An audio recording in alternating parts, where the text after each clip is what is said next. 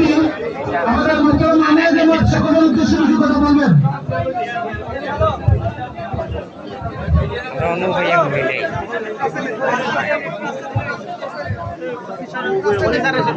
আসসালামু আলাইকুম ওয়া রাহমাতুল্লাহ। অডিও অডিও নজর ভাই অডিও অডিও দেখি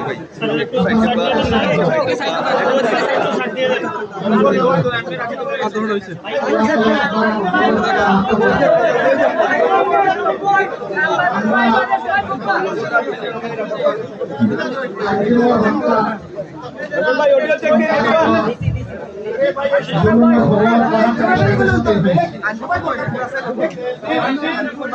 মানুষেরা বই দেন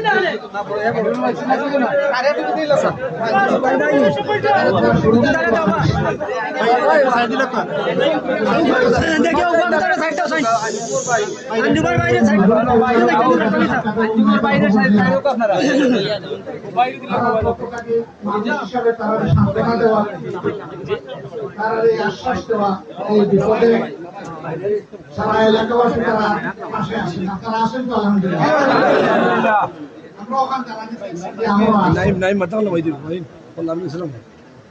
আমরা অনুভব করি এই মামলা নিয়ে কেউ প্রভাব ফাটানোর চেষ্টা করা আমি আল্লাহ তাআলার সাথে রাখতে হইয়া কোনো শক্তির পরোয়া করি না। এই ব্যাপারে দেখানো যতক্ষণ করা সব করার চেষ্টা করবো। আমরা কোনো অবিচার ছিলাম না, আমরা নির্বিচার ছিলাম। মেয়ের মা কাঁদতে কাঁদতে দুঃখে দুঃখে বসে আমি আমার বাচ্চার হত্যাকারী নিয়ে বিচার চাই। আপনারা এলাকাবাসী আপনারা চাইনি না, আপনারা এই আওয়াজ আজকে এই মিডিয়ার সুবাদে গোটা দুনিয়া করছে। আমরা প্রশাসনে যারা আছে এখানে ওরা তারা ভারপ্রাপ্ত কর্মকর্তা আমি কানে বলছি যে আপনার কোনো নিয়ম ন্যায়ের উপরে থাকে না।